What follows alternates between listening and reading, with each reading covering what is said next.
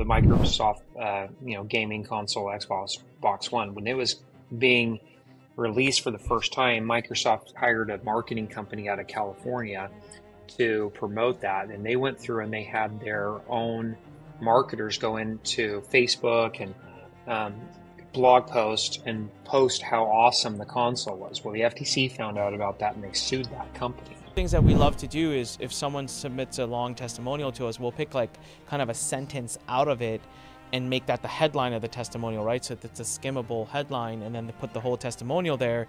What you're basically saying is, okay, even if I pull that headline out and put it at the top, if that headline is not representative of the net impression of the entire testimonial, then that is technically me modifying a testimonial in an incorrect way.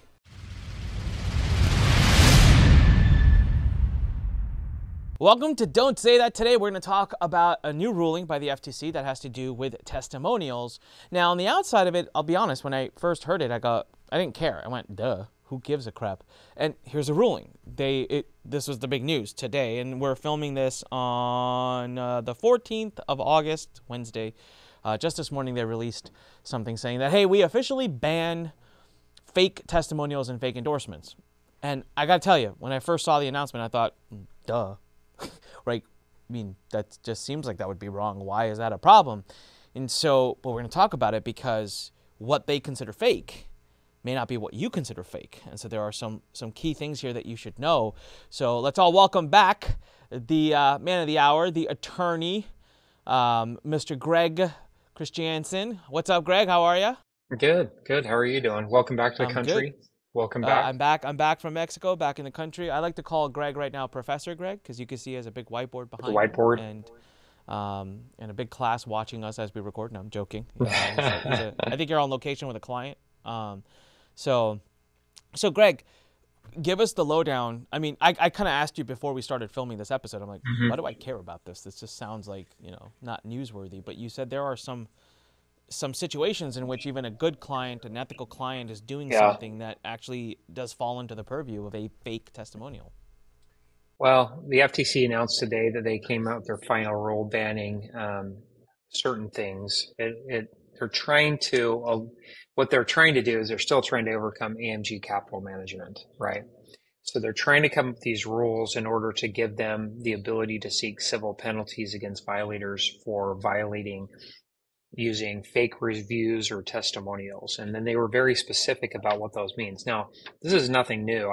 I've been a part of cases where they have complained that the company engaged in some of the actions we're going to talk about today. So it's something that it's bothered them for a long time. And now with AI being incorporated into all this, it's a new element that they're looking at as well. So let's go through, and I'm just going to break down very high level because I don't want to bore everybody and put them to sleep, but high level what the FTC came out today and said. So number one, using false or fake consumer reviews, testimonials, and celebrity testimonials. And specifically, they talked about AI generated fake reviews.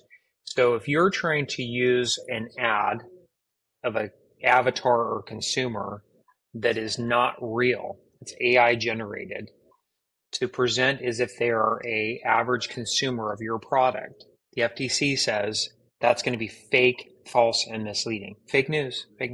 Anyway, so it's going to be something that they're going to really come down on because since the whole AI thing's blown up in the last year, there are a lot of companies that have gone to AI generated testimonials, voiceovers that sound like celebrities, look like celebrities, but are not celebrities. It creates an impression that it's being endorsed by a certain demographic of individuals and sponsored by them when it's not. And so Greg, what about if it's not a testimonial? Because we've talked about this before. What if you're using AI to create like spokesperson videos, which is just saying, hey, this book's got some amazing stuff to help you, blah, blah, blah, blah, blah. It's written by Onyx and Gall. You should go, and Greg Christiansen, you should go grab a copy of it.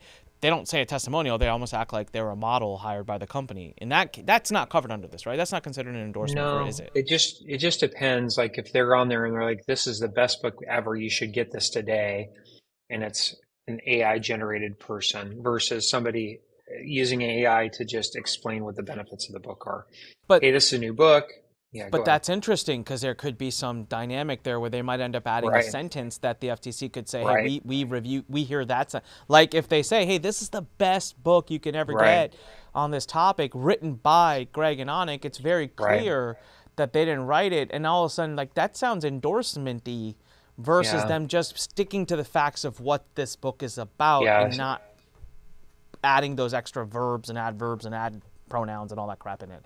So interesting for those of you, because I happen to know, Greg, quite a few A lot of info businesses. marketers right now using Yeah, services like Captions and Opus, and there are some specific tools that are built to help people create UGC. Like that's their entire. I imagine they're going to get hit by the FTC any day now. They're an actual software company that literally pumps out a ton of UGC content for companies. So that that's interesting. Very. so this second rule in this, the second element of this, the big picture, this is an interesting one that I've had in several cases. Buying positive or negative reviews. You may say, why negative reviews, right? That's the first people, I get the positive things, going out there and paying to get a whole bunch of people to give you positive reviews so it embellishes with the actual success of your product or services. And there are quite a few companies that do that. But the second element of this is negative reviews. And there are a lot of negative websites that draw traffic. They'll go through and they will take an offer that's online, and then they will review that offer, and then they'll destroy it. And they'll have a whole bunch of negative reviews on that site of the product that they were reviewing. And then lo and behold, they go out there and they promote a product of their own that's almost identical to the product they were reviewing. And so the FTC's come out again and says you can't make and buy positive reviews or negative reviews for your benefit to misrepresent to the consumer what's really going on. All right. There's And a so I company thought, out there that yeah, does this. Can I ask you a question about this? So that oh they yeah, pain in my ass years ago. I despise this company. I'm still not going to name them just for interest of. I'll give abbreviation. So it's WA is the abbreviation. And what they would do is train all of their affiliates to do negative reviews on all of the different marketers and all of their programs to rank SEO up for that keyword, right? Those product names, those brand names, so myself and my brand names. Do a negative review of that product only to lead them to this product. right, So right, that now exactly is an example yeah, of something that the FTC has said that is uh, illegal, correct? yeah, because it's creating a misrepresentation. It's trying to 100%. build up that the review is an arbitrary independent review. Hey, we don't have any say in the game. We're just reviewing this to help you, the consumer, but that's not the case.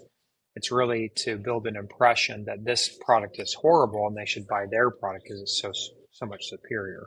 I saw another tweet today by the FTC. Was it part of the same ruling where they specifically speak to review sites and said that if Uh-huh. you as a company have ownership or Right. dominion over a review site, that has to be fully Right. disclosed, and you can't make it Yeah. look like it's an independent review site. So in Right. this case, that exactly right, it has to be disclosed. It would be like this is endorsed by this company to write this negative review. Yeah, you'd have to have it on there that it's an advertisement. It's not like back in the day, advertisers would go and they would do it, would make it look like it was a news broadcast. Like if you were watching something, it was an infomercial or a commercial or an ad or a VSL. It was hey, this is going to be on the news. Like this is a reporter that's investigating something. And then the FTC cracked down on that and said, no, you have to disclose whether this is an advertisement or not. So you noticed over time, even on commercials on TV, that all of a sudden you'd say this is an advertisement versus this is making it look like it's some sort of news story Yeah. that's being presented. So same Got thing, it. you got to make sure you disclose, hey, this review is basically an advertisement for our own products and services is what I would see that would happen there. But you can't manipulate it. It's the same deception. If you manipulate that the party you're reviewing is one, you're doing it just for the goodness of your own heart, and two, that these are really negative reviews when you've paid for negative reviews, that's a problem. That's a And problem. even if they're just your affiliate, you're still paying for the negative review, Yeah. right? It doesn't mean you paid up front Yeah. for it. It just means you're incentivizing. Direct or indirect compensation is what they're Got looking it. at. Okay. Yeah, back in the day when Awesome. Xbox One came out, the very first, so the Microsoft, gaming console, Xbox One, when it was being released for the first time, Microsoft hired a marketing company out of California to promote that, and they went through and they had their own marketers go into Facebook and um, blog post and post how awesome the console was. Well, the FTC found out about that and they sued that company, making false positive reviews. And that's what it's talking about because, and the So, second leads into the second or the third element, which I was about to talk about, which is insider reviews and customer testimonials, which is where you have a manager, officer, director, part of your organization that goes in, all of a sudden they're your testimonial, they're your reviewer, and you don't disclose the relationship you have with that person who's reviewing or giving the testimonial to the world that they're actually an insider. So anyway, I cut you off. What were you going to say? no, I was going to say review sites. Let's go talk about that for a second. So, like, let's say I do a review site, okay, Mm, and I am an affiliate of a product A, hmm and I'm getting commission for promoting product A, and I give negative reviews on the other products. I mean, I'm incentivized to recommend a certain product versus the others. I know that you have to disclose that it's an affiliate site and you're getting affiliate commission, but like, how liable is the other company that's getting that positive review to then go check out whether the affiliate gave a fair shot on that review site? Like, it sounds like murky waters because review-based affiliate marketing is huge. I mean, there's mm, a whole massive world of people that do review-based affiliate marketing. And it's almost all fake, in my opinion. I think they create review pages specifically to right. promote a product. All depends on the independence of the site that's hosting. So I'll use the example of Ripoff Report run by Ed Magnuson. So Ripoff Report back in the day was a review site where clients across the United States could get on there and post either their satisfaction or rejection of the company. Obviously, Ripoff Report, so most people were not happy and they were posting negative reviews. But several companies sued Ed because they were like, hey, you're hosting this information. And he had what was called a corporate advocacy program where you could pay to be able to respond to the negative complaints on there. So the argument is this is a commercial, opportunity, but he was very successful in court under the CDA, which is the Consumer Decency Act, which you're like, how does this apply? Well, the CDA allows ISP providers or service providers that host websites to not be liable for the content which is put on their website if they didn't alter it or amend it or they just allowed it to be put on there. And he never changed anything. He just let people post on there. He never directed whether it was negative or positive or anything else. So the CDA would protect that type of situation, the Trustpilot that is, or complaints.com or something like that, where if they truly don't modify the content that's been posted on it, that's going to be hard to overturn or sue them to do that. But if I create a review site for the specific purpose of driving traffic and I'm manipulating those, because the key is with Ripoff and the other companies I've mentioned, they can't modify anything about what's being pushed on their website. They can let the companies respond. That's what Ed did. But on this, if they modify or alter it in any way, they become liable. So if you have a review site where you're modifying, altering, directing the type of responses and reviews are on the site, then you could be liable for that. Okay, That would got open the it. door for you. Yeah. So review marketing is tricky, and so I know for a fact right now that there are a couple of people out there that teach building review sites, getting traffic from Facebook, YouTube, Mm-hmm. goes to a review page. That review page then directs people, and the problem is the person has never actually used the product. It's not an authentic review. They've just bullshitted and written it for sake of affiliate Right. marketing. That falls squarely into this ruling. This is just not allowed. Greg, you mentioned one more thing that you had said before, and I think you were moving into this, that's really important for us to talk about before this episode ends, and that is modifying a testimonial that is submitted to you from a customer. Talk to that, because I've got some questions there to see like how rigid that line is. Well, so there's a couple of different things you can do on this. So anytime, so a company generally doesn't get into trouble when their consumers or clients or students or whatever you call them come in and make a statement, positive or otherwise. If you use that and you have releases and substantiation and disclosures and typicality and all the stuff we talk about, you're pretty good. But they get in trouble when they start modifying things. So you see, you scour your Facebook pages and you see somebody said this really awesome testimonial, and you just grab it. One, you got to make sure you've got consent and all the other stuff that we talked about, but you take that, you modify it, and you transform it into something else and post it on your advertisements, then that creates an issue. You're creating. Give me an example. So, like, how would someone modify it that's innocent but would be a violation?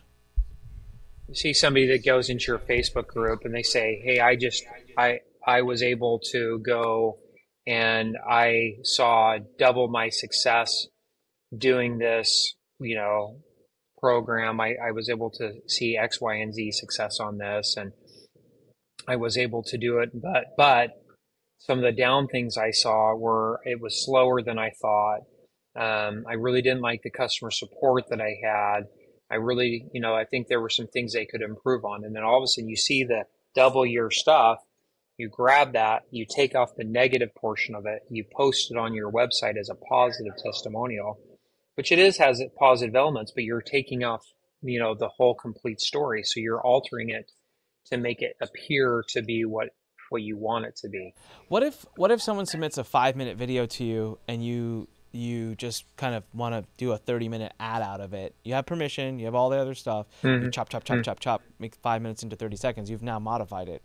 Is that dicey It depends waters? if it changes the content and what's being said. Right. Like it turns into fake news. Like, I mean, So the net they impression do that, has to remain the same. The net impression of the Yeah. testimonial has to remain the same as it was prior. So even like one of the things that we love to do is if someone submits a long testimonial to us, we'll pick like kind of a sentence out of it and make that the headline of the testimonial, right? So it's a skimmable headline, and Right. then put the whole testimonial there.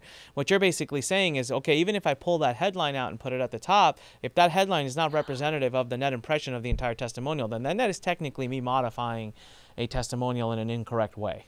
Yeah. It says there, I love my coach. This was awesome training from them, but the customer support and the timing was horrible, and I hated dealing with X, Y, and Z and ABC or whatever. And then you're like, best customer support.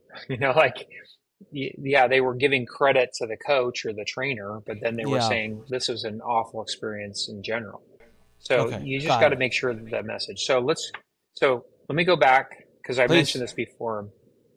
So far what we've talked about is fake AI testimonials, buying positive and negative reviews. Then I mentioned briefly about having an insider or a company representative post reviews without disclosing their relationship with the company. And that extends to family members as well, just so you're aware. Then what you mentioned, which is on that tweet or whatever the press release you saw today, which is company controlled review sites, which is what we've been talking about. Like if you have it looks like it's independent, but it's not, it's really to drive a product. That's part of this final rule. They're looking specifically at these negative advertisements and these forced negative reviews, and they're going to clamp down on them pretty good. But then this is one that I saw in a couple of the cases that I've represented on with the commission, which is review suppression. There's two main ways that people try to do, or companies try to do this. Number one is they'll have in their customer contracts that if there's something goes wrong, there'll be a non-disparagement clause. You cannot say anything against the company or we will sue you. Well, there's about a dozen FTC cases that talk about these non-disparagement clauses in a very negative manner. And that's what the commission's getting in here and saying. You cannot suppress reviews in having these clauses in your contracts, all right? Because if you do that, then it creates a wrong impression. You're falsely suppressing reviews to make it seem like you have a lot of positive reviews. So that's number one. Or you have an onboarding mechanism where you're vetting out consumer reviews when people are coming in. They tell you their experience, and then you're cherry picking and only posting the positive reviews you receive versus mentioning any of the negatives. And that is something they've been concerned about for a long time. And it's in a lot of cases, but they're reinforcing that. And the reason they're trying to do that is they're trying to open the door so that they can go after civil penalties for these violations. And that's why this announcement was so important today, because they're grasping at straws. Just a week or so ago, I sent that release to you where the FTC was kind of complaining in one of the lawsuits that they're still trying to overcome the negative effects that the Supreme Court left them in the AMG capital management. And they still are hopeful that Congress is going to amend the FTC Act, which they haven't done it in 3 years, and I don't see that happening anytime soon. So the announcement of this new rule today and trying to apply it for civil penalties, it gives you an idea of where they're going to go with this. And this is interesting because it comes after the Looper case, which is that case that which just came down with the U.S. Supreme Court at the end of June. Is it related to administrative rule making and how the courts have the ability to make determinations on their discretion versus having to rely on administrative rules entered in by agencies? Well, they're going to say that it's under the FTC Act and not a rule, and they're going to try to enforce this, but you'd have to argue that Looper would have something to play in this. But I know that they're counterbalancing. They're seeing these Supreme Court rulings, and they're just like, we've got to hedge our bets on a few of these things so that we can bring some actions where we can get civil sanctions for that. And this is exactly where they're going with testimonials. And I've been fielding questions about testimonials now for the last 3 weeks, and people are just like, oh, I don't care about this. I'm just going to grab what I have and post it on there. And I feel like I've had to spend hours explaining to why that is not.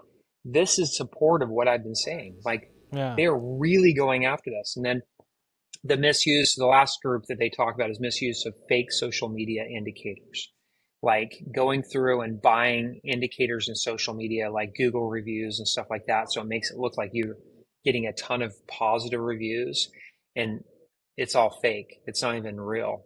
So they're not. And it makes it seem like to the consumer that, oh, this is a legitimate, reputable company, but it's all fake. It's a company that's been in existence for 6 months and is going to be out of business in 6 months as soon as they take your money, and they're going to leave. Now, that's the way they look at it. I'm not saying that's your company, but that's how they look at it. So, and this was a 5-0 decision. So this was not partisan. This was, the Democrats and the Republicans got together on this. This has been, they started knocking and making pretty serious, warnings about testimonial usage back, I guess, in 2021. And so they're just doubling, 2022. So they're like doubling, 2021. Yeah, they're doubling, tripling, quadrupling down on this. It just so happens to be this morning, Vicky from our community asked a couple of questions that happen to be related to testimonials. So I just thought I would ask you before we move on from this episode. Sure. But it's been enlightening. I gotta be honest with you. When I saw the announcement this morning, I was like, cares. But now that we've broken it down, it's like, oh no, there's a lot of things that they consider flat out fake that a lot of marketers would be like, well, it's not, when they say it in the press release, this is a direct result of AMG capital management, and they're grasping at trying to replace those civil remedies. So go ahead. All right, so here's question number 1. Okay, she says people are starting to advertise her course as affiliates, and she asked a great question. She said she's got signed disclaimers from people to use their testimonials in her marketing. If her affiliates then are using those testimonials in their marketing to market her program, do the affiliates need to have independent signed releases from those people, or if she has it, that's enough, and then it can be used in marketing her program?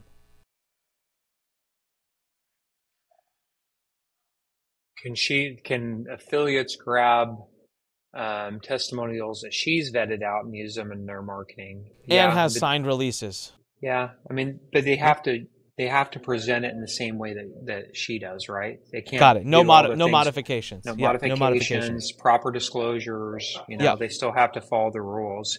So your affiliate has to still, even if they grab that testimonial and say, "Hey, this is a testimonial of them. I'm going to post it on my drip sequence or my social media post or whatever." You've got to have Yeah. the same principles, disclosures, no earnings claims. You can't Sure. modify or change it. But yeah, they could do that. And then I don't understand this next question. It says, if they're using new testimonials from other people, do they need to sign disclaimers for those? I mean, if it's new testimonials, yes, you do. Yeah. But here's a question. So let's say, Greg, I just gave you a testimonial for Don't Say That. You got a signed release from me saying you can use it. And then in 6 months, I give you a new testimonial because I'm like, oh, it's been 6 months. I've been using this stuff. It's been great. Do I have to get another signed release for the new testimonial, or does the old one kind of cover? I think you can do a general statement that the information they provide you is they've released that. So anything, pictures you take of me or statements that you take for me, that Okay. you've got my permission to do it. The only reason I would have them sign an updated testimonial is if the new testimonial significantly changes from the first one. So Okay. maybe you've got a client that comes in and they've just right out of the service, they just finished the training that you're offering to them, and they're like, hey, best course ever, love this. I feel like I'm on the right footing to go forward with this. And then 6 months later, they come back and say, the last 6 months, I've seen exponential growth on this, this, and this. And they get into more detail about what it is and how that's affected them versus just finishing the course. Then you might want to have an updated release just so that you can say, hey, is this accurate? And make sure, maybe we need to substantiate a few things. So there's some dialogue there. I know it sounds janky. I have a client that yesterday hit me up and they were like, hey, we did this launch and we've got people on our Facebook posting all these things. And we've got this general terms of service when they register for our events that we can use their image and likeness, and they agree to that. Can I just grab their Facebook statements and repost them on our websites and post them on our emails and everything else like that? And I was like, no, Facebook is an independent source from you. They're not direct messaging you on Facebook. They're posting on your Facebook page, but they're not saying, hey, this is an interaction on your controlled servers. That's on Facebook stuff.